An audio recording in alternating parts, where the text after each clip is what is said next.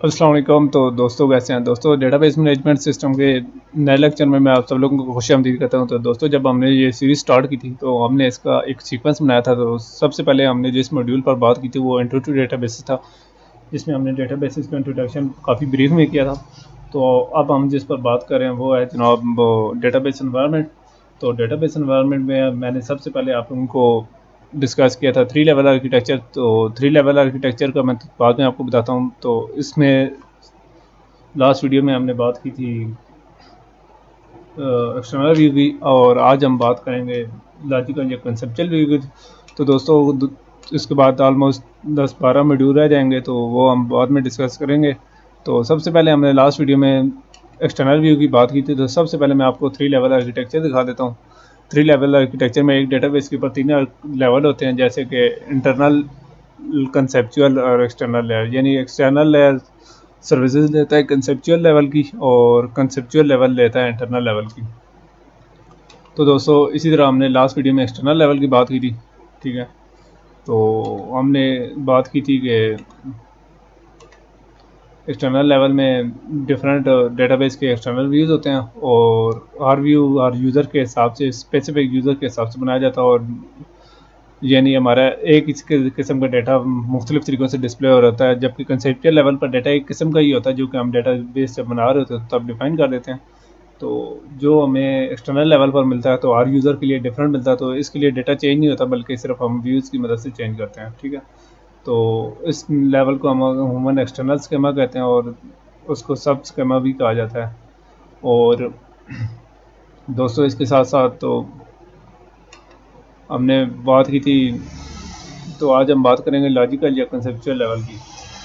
तो दोस्तों, सबसे पहले मैं आप लोगों को बताता चलूँ कि ये जो 3 लेवल आर्किटेक्चर है इसका मिड व्यू है। जैसे कि आप देख सकते हैं कि एक्सटर्नल और इंटरनल लेवल के दरमियान है कंसेप्चुअल लेवल, ठीक है। तो ये करता क्या है?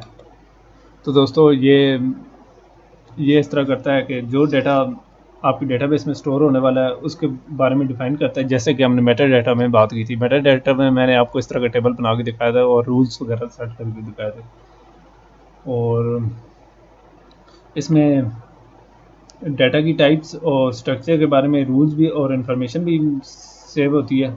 और जो डाटा भी इस डेटाबेस में स्टोर होता है उसकी कंप्लीट डिस्क्रिप्शन इसमें होती है। और इसको इसी वजह से डेटाबेस का कम्युनिटी व्यू भी कहा जाता है, ठीक है। और इस लेवल में डेटाबेस एडमिनिस्ट्रेटर के व्यूज़ के हिसाब से पूरी डेटाबेस का लॉजिकल स्ट्रक्चर होता है, ठीक है। और इसमें जो फिज़िकल स्टोरेज स्ट्रक्चर है वो डिस्प्ले नहीं होता, बल्कि वो हिडन होता है। तो कंसेप्चुअल लेवल में क्या क्या चीज़ें होती हैं? तो सबसे पहले होती हैं तमाम एंटिटीज़, एट्रीब्यूट्स और रिलेशनशिप। एंटिटी, एट्रीब्यूट्स और रिलेशनशिप्स का बाद में बात करेंगे। उसके बाद कंस्ट्रेंट्स, यानी कंस्ट्रेंट्स ऑन डाटा। तो ये जो रूल्स वगैरह होते हैं, एंटिटी के बारे में बता दूं कि जिस चीज़ के बारे में हम डाटा कर रहे हैं, एट्रीब्यूट जो उसके प्रॉपर्टीज़ हैं, और रिलेशनशिप जो इनका आपस में एंटिटीज़ का रिलेशनशिप है, ठीक है। और डाटा के बारे में स्पेंटिक इन्फॉर्मेशन, स्पेंटिक टॉपिक हम बाद में कवर करेंगे। और जो सिक्योरिटी और इंटेग्रिटी इन्फॉर्मेशन यानी प्राइवेसी और सिक्योरिटी वगैरह हैं वो भी इसमें स्टोर होते हैं, ठीक है। और कंसेप्चुअल लेवल की मदद से ही हम एक्सटर्नल लेवल बनाते हैं। जैसा कि मैंने आप लोगों को यहाँ एक्सटर्नल लेवल देख सकते हैं जो कंसेप्चुअल लेवल की मदद से है। और हर किस्म का जो व्यू है वो एक ही कंसेप्चुअल लेवल, यानी कंसेप्चुअल लेवल एक ही होता है, ठीक है। तो जो भी यूज़र को डाटा चाहिए होता है वो कंसेप्चुअल लेवल की मदद से उसे एक्सटर्नल लेवल पर मिलता है। और जहाँ मैं आप लोगों को बता दूँ कि कंसेप्चुअल लेवल मोस्टली कांस्टेंट रहता है, बहुत कम ही चेंज होता है। और डेटाबेस एडमिनिस्ट्रेटर एक कंसेप्चुअल मॉडल बनाते क्यों है? तो वो इसलिए बनाते हैं कि वो जो ऑर्गेनाइजेशन है उसकी ना सिर्फ हाल की बल्कि मुस्तकबिल की ज़रूरियात भी पूरा किया जा सकता है, ठीक है। तो हाँ, यहाँ एक्सटर्नल कंसेप्चुअल मॉडल बनाते हुए एक चीज़ देखते हैं कि अगर हम एक्सटर्नल लेवल में या एक्सटर्नल मॉडल में कुछ चेंज करना चाहते हैं तो हमारा कंसेप्चुअल मॉडल उस चेंज को बर्दाश्त कर ले, ठीक है। तो अगर इसी तरीके से हम कंसेप्चुअल लेवल पर कोई चेंज करना चाहते हैं तो इसके लिए हमें काफ़ी सारी एनर्जी और काफ़ी सारी मेहनत करनी पड़ सकती है, ठीक है।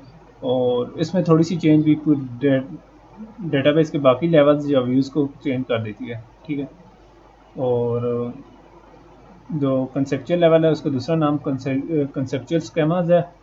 और हर डेटाबेस का सिर्फ एक स्केमा होता है जो कि ये कंसेप्चुअल लेवल है, यानी एक ही होगा, एक से ज़्यादा नहीं हो सकते। तो दोस्तों इसके साथ ही हम आज का टॉपिक कंक्लूड करते हैं। नेक्स्ट वीडियो में हम इंटरनल या फिजिकल लेवल की बात करेंगे, उसके बाद हम मैपिंग शेप की बात करके हम डेटा इंडिपेंडेंस, डेटा मॉडल्स और जो थोड़े बहुत टॉपिक हैं वो करके हम इस टॉपिक रिलेशनल डेटा मॉडल और बाकी जो है डेटाबेस मैनेजमेंट सिस्टम के कुछ फंक्शंस की बात कर लेंगे, डेटाबेस डेवलपमेंट के प्रोसेसेस।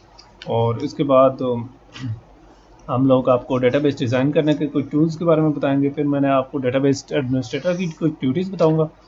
और लास्ट में मैं आपको डेटा डिक्शनरी और जो बाकी 2-3 टॉपिक रह गए हैं वो मैं आप लोगों को कवर कराऊंगा, जैसे कि फाइल ऑर्गेनाइजेशन होगी है, ठीक है, फिजिकल डेटाबेस डिज़ाइनर, वो मैं आपको करा के इस टॉपिक को कंक्लूड करा लूँगा। तो चंद टॉपिक ही रह गए हैं इस मॉड्यूल में, तो ये काफ़ी इंपॉर्टेंट मॉड्यूल है। तो ज़्यादा चाहता हूँ नेक्स्ट वीडियो में मिलेंगे।